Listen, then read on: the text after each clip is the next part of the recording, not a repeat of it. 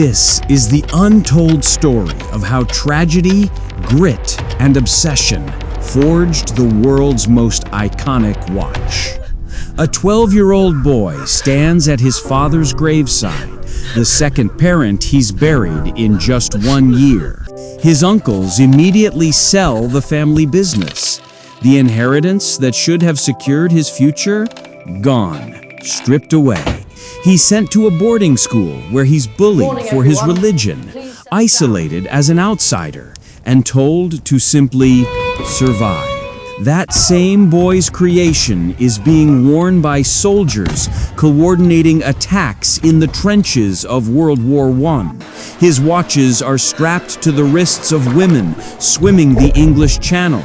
His name will soon summit Mount Everest, break the sound barrier, and descend to the deepest point in the ocean. His name? Hans Wilsdorf. His creation? Rolex. The most recognized luxury brand in the world, valued at over $8 billion today. But here's what makes this story extraordinary. He didn't start with money, connections, or even a family. He started with stolen inheritance, a foreign country, and one radical idea that the entire watchmaking establishment told him was impossible. This is the story of how an orphan changed an entire industry and why his legacy matters more than you think. To understand Hans Wilsdorf's achievement, you need to understand what he was up against. The year is 1900. Switzerland dominates watchmaking and has for centuries. But here's the thing: nobody wears wristwatches. Let me explain why.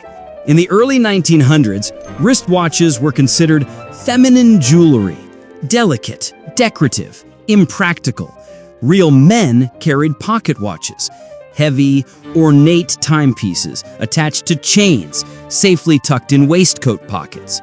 But there was a technical reason too. Wristwatches were smaller, which meant smaller movements, the intricate mechanical hearts that make watches tick. These tiny movements couldn't maintain accuracy. They'd gain or lose minutes per day. Temperature changes, moisture, dust, and the constant movement of your wrist, the mechanisms couldn't handle it. The Swiss watchmaking guilds, masters with centuries of tradition, saw this as proof. Pocket watches were superior, period. Meanwhile, a 19-year-old German orphan with zero watchmaking training, zero family fortune, and zero connections is about to challenge this entire system. His advantage? He wasn't trained in the old ways. He had no loyalty to tradition. His weapon? A simple question. What if we're solving the wrong problem? The guilds were trying to shrink pocket watch technology. Hans Wilsdorf was going to design something entirely new. Wristwatches built from the ground up for accuracy, durability, and everyday use. The establishment would mock him, then fear him, then copy him. Hans Wilsdorf was born on March 22, 1981 in Kulmbach, Germany. His father, Johann Daniel Wilsdorf, ran an iron goods business passed down from Hans's grandfather.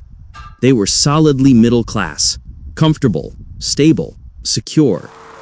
Then, in 1892, when Hans was just 11 years old, his mother, Anna, fell ill and died.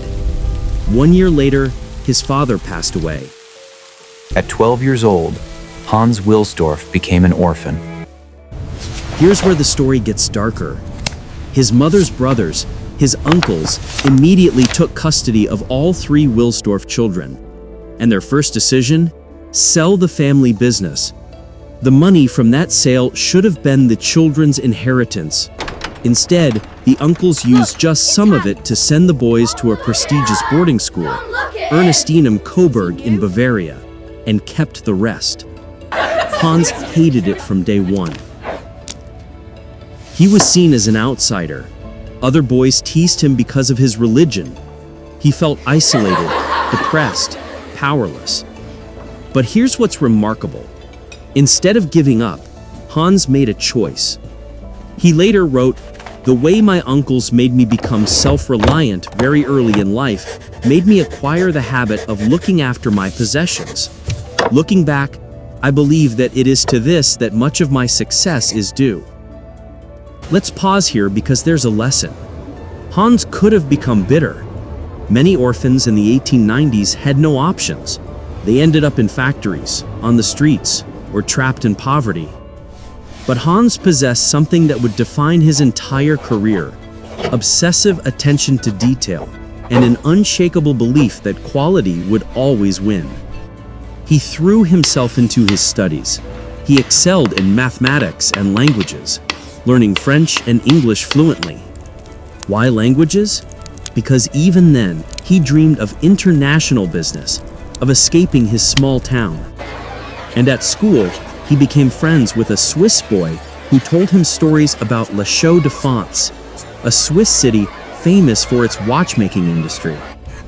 Hans became fascinated, not just with watches, but with precision, with craftsmanship, with building things that lasted.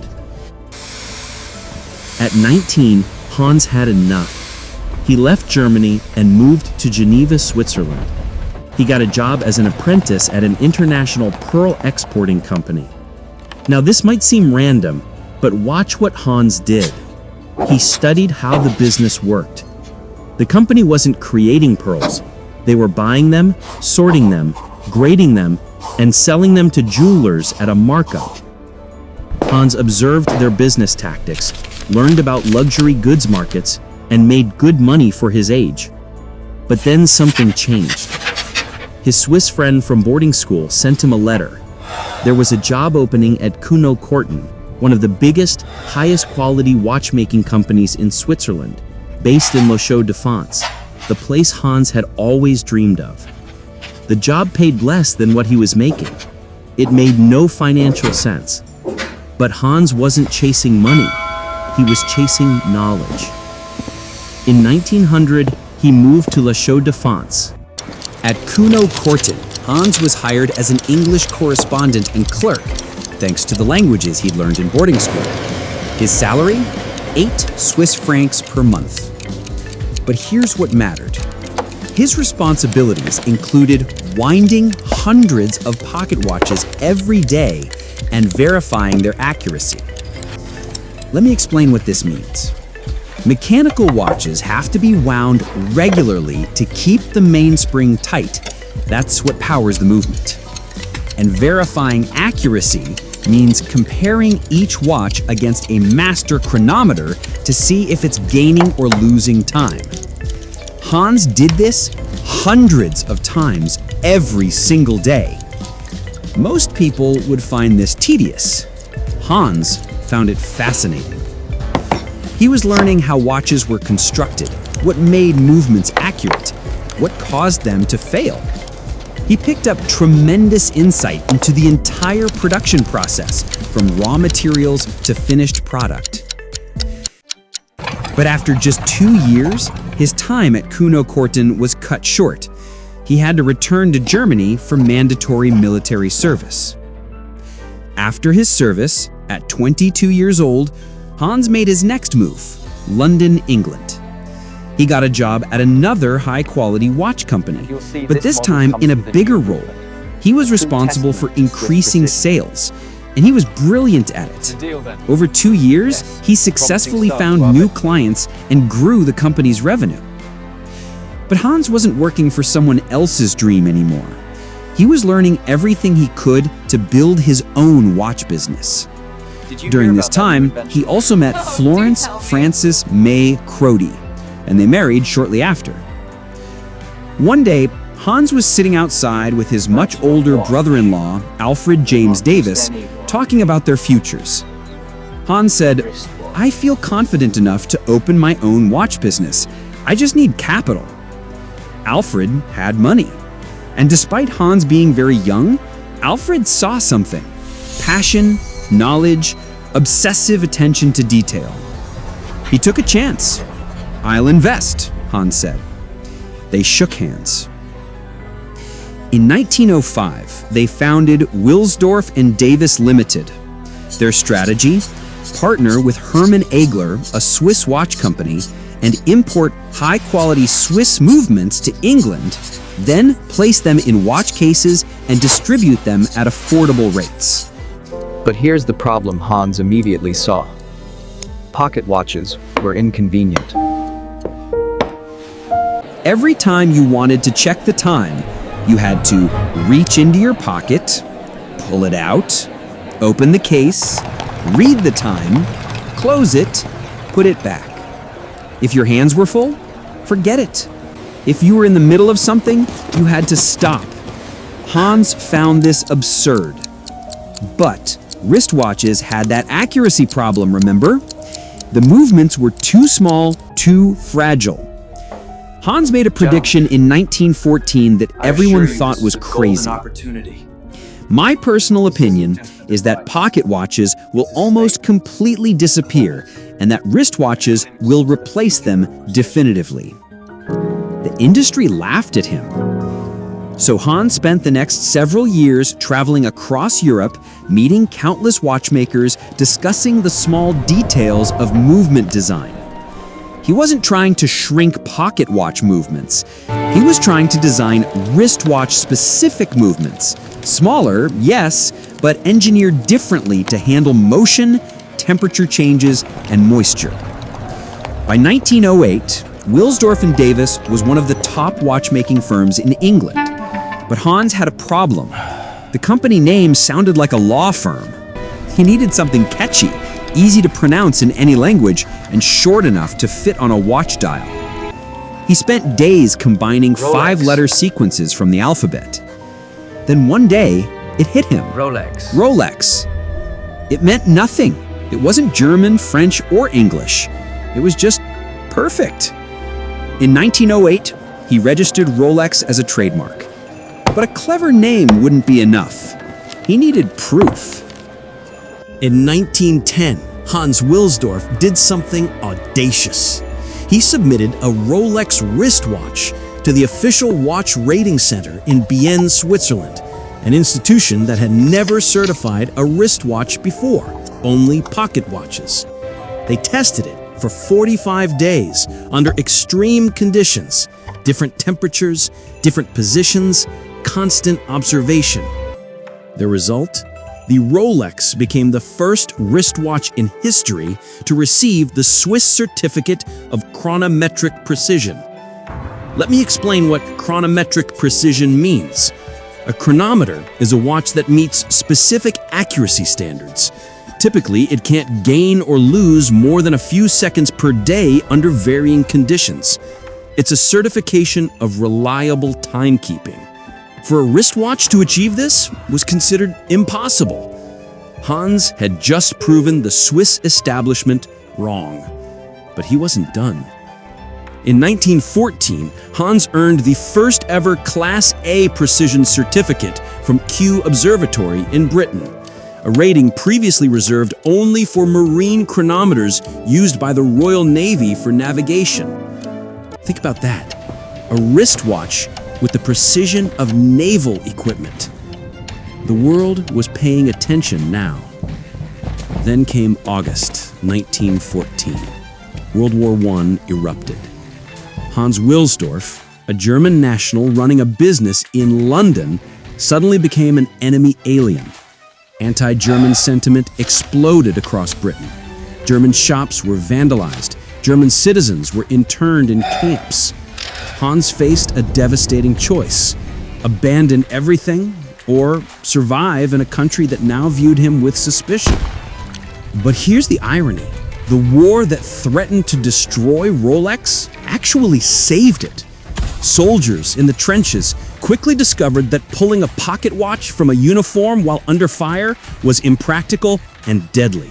Right, let's go. Officers began purchasing wristwatches because they could check the time while keeping their hands free and their heads down. This is the moment wristwatches went from feminine accessories to military necessities. Officers needed to coordinate attacks precisely. Seconds mattered. Wristwatches, especially reliable ones like Rolex, became essential equipment. Orders poured in. Rolex watches went to the front lines by the thousands. By 1914, Rolex employed 60 people and had large office spaces in London. But the war created another crisis. In 1914, Britain applied a 33% import duty on all luxury goods. For a company importing Swiss movements, this was devastating. And there was another problem. Hans's name, Hans Wilsdorf, clearly German. The company was still registered as Wilsdorf and Davis Limited. In Britain, that name was now toxic. In 1915, Hans made two calculated decisions. First, he completely rebranded the company to Rolex Watch Corporation Limited. Second, in 1919, he moved the entire operation from London to Geneva, Switzerland. The Swiss, who had mocked his wristwatch obsession years earlier, now welcomed him with open arms. After all, he was bringing business, innovation, and international prestige. But Hans faced a new challenge. The traditional Swiss watchmaking guilds still controlled much of the industry. They had rules, protocols, hierarchies. Hans Wilsdorf respected craftsmanship, but he had zero patience for tradition that stood in the way of progress. He was about to prove it. In Geneva, Hans set up a brilliant system. Manufacture watch movements in beam, transport them to Geneva for verification, quality control, and finishing. Then, launch the products with world-class design and marketing. But there was still one massive problem: water. Even his precision-certified watches couldn't survive moisture. Swimmers, sailors, anyone caught in rain, their watches failed. The industry accepted this as an unsolvable limitation. Hans refused. He famously said, "We must succeed in making the watch case so tight that our movements will be permanently guaranteed against damage caused by dust, perspiration, water, heat, and cold. Only then will the perfect accuracy of the Rolex watch be secured." His team spent years experimenting. Then, in 1926, Rolex introduced the Oyster, the world's first waterproof wristwatch. Now let me explain how this worked. The innovation was a hermetically sealed case with three key components. Screw-down crown. Instead of a pull-out crown, it's screwed into the case like a submarine hatch, creating a watertight seal. Screw-down case back. The back of the watch screwed on tightly, not just snapped on. And sealed bezel. The crystal, the glass covering the dial, was secured with a bezel that sealed against the case. Together, these created a protective oyster shell around the delicate movement inside. It sounds simple now, but it required completely reimagining how watches were constructed. This was revolutionary engineering.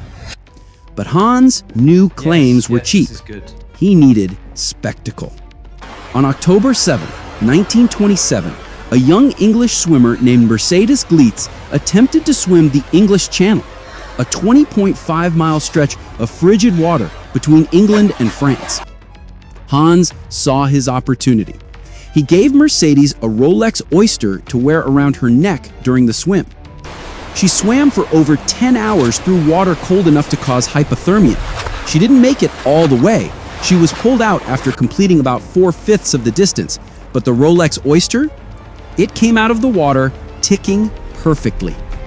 Hans took out a full-page advertisement on the front page of the Daily Mail, one of the most expensive ad placements in the world. The headline simply read, "The Wonder Watch that defies the elements." People went crazy. But Hans didn't stop there. He installed Rolex Oysters inside fish bowls with real fish swimming around them in the window displays of every Rolex dealership. Imagine walking past the jewelry store and seeing a watch just sitting underwater with fish. In 1927, that was wild. It worked. People became hooked on the product. In 1931, Rolex introduced the Oyster Perpetual, the first waterproof and self-winding wristwatch. Now, here's how self-winding works. Inside the watch is a semicircular weight called a rotor. As you move your wrist throughout the day, gravity makes the rotor spin. That spinning winds the mainspring automatically, no manual winding required. This had been attempted for centuries, but Rolex perfected it with their Perpetual rotor system. This mechanism is still used in automatic watches today. Think about what Hans had achieved by 1931. Precision, certified by Swiss and British authorities, waterproof, the Oyster case, self-winding, the Perpetual movement. He had solved every major problem with wristwatches. Then, Hans pioneered what we now call ambassador marketing. In 1928, he worked with Evelyn Leigh, the top British model, to promote Rolex. Pictures of her wearing a Rolex inside a fishbowl appeared everywhere. In 1933, Rolex Oysters were worn by crew members during a flight over Mount Everest. Afterward, the newspapers reported the watches were 100% functional. In 1935, racing driver Malcolm Campbell set a speed record of 300 miles per hour wearing his Rolex. Hans asked permission to publicize it. Malcolm agreed and refused payment. Hans wasn't paying celebrities. He was proving that Rolex could survive anything: icy water, high altitudes, extreme speeds. Rolex was no longer just a watch. It was a symbol of human achievement. But Hans's life wasn't all triumph. When World War II broke out, Rolex took a hard hit. Exporting products outside Switzerland became difficult and expensive. Hans was frustrated, struggling to reach major European markets. Then, in 1944, tragedy struck. His wife Florence passed away. Hans had no children. He was alone again, just like he'd been at 12 years old. To commemorate Florence, Hans established the Hans Wilsdorf Foundation, a charity organization dedicated to social causes. And then he made a decision that defies all business logic. Shortly before his death, Hans transferred 100% ownership of Rolex to the Wilsdorf Foundation. Let me repeat that. One of the most valuable brands in the world is owned by a non-profit charity. This means Rolex will never go public. Rolex will never be sold to a corporation. Rolex pays no taxes because it's essentially a charity. All profits fund education, arts, science, and humanitarian causes. Hans could have sold Rolex for a fortune. He could have passed it to relatives. Instead, he ensured the company would never be pressured by shareholders to cut corners, chase quarterly earnings, or compromise quality for profit. As soon as World War II ended, Rolex exploded. To give you an idea of the growth, in 1946, Rolex sold its 50,000th certified chronometer. They'd started certifying 20 years earlier. In 1947, just 1 year later, they hit 100,000 certified chronometers. They doubled 2 decades of sales in 1 year. In 1945, Rolex released the Datejust, the first waterproof, self-winding wristwatch that displayed the date on the dial. In 1956, the Day-Date, the first to show both the date and the day of the week. These features are standard now. Rolex invented them. But the most legendary model came in 1953, the Rolex Submariner, the first deep-diving waterproof wristwatch that could reach 100 meters underwater without failing. The Submariner wasn't just for divers. It represented Rolex's philosophy: build watches for extreme use that anyone could wear daily. It became one of the most iconic watch designs in history. Hans Wilsdorf died in 1960 at age 79. After his death, Rolex began positioning itself as the luxury brand we know today. Exclusive, prestigious, aspirational. In 1985, Rolex started manufacturing watches with 904L steel, a highly durable, corrosion-resistant steel that's far more expensive than standard 316L steel used by other brands.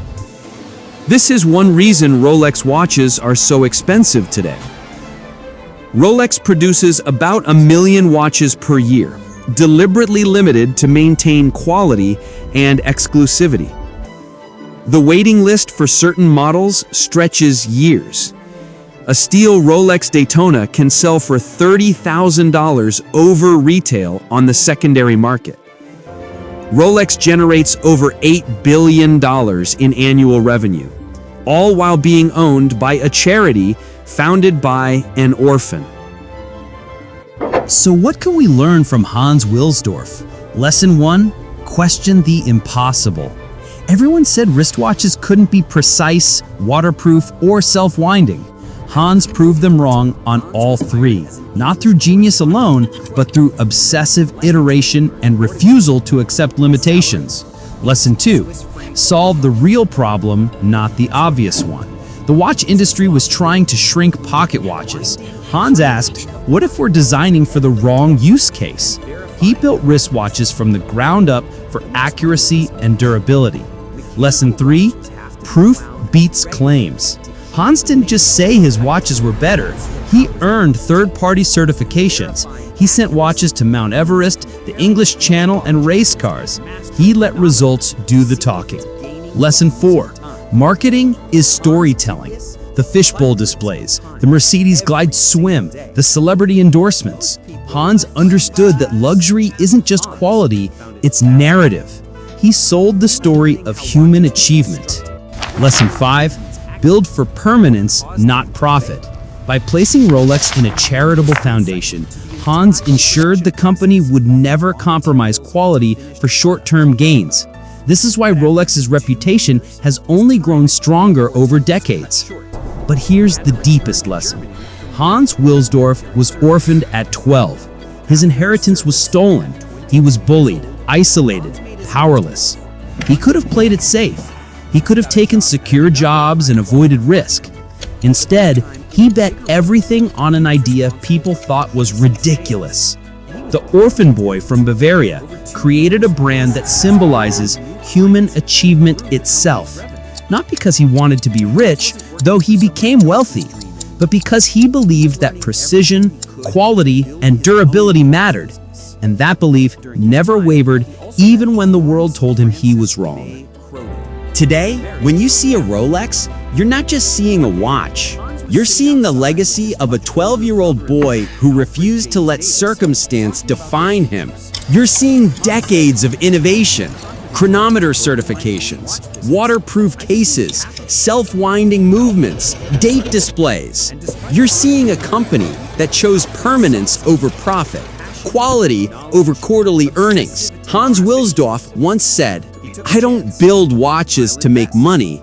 I make money to build better watches." That might be the most radical business philosophy ever conceived. So here's my question for you. Could a company like Rolex succeed today if it started from scratch? Or was Hans Wilsdorf's approach only possible in his era? Think about it. No venture capital, no shareholders, no growth at all costs mentality, just obsessive focus on quality and long-term reputation. Is that even possible anymore? Drop your thoughts in the comments. I genuinely want to know what you think. And if you want more stories about visionaries who refuse to accept the world as it was, subscribe and hit the bell.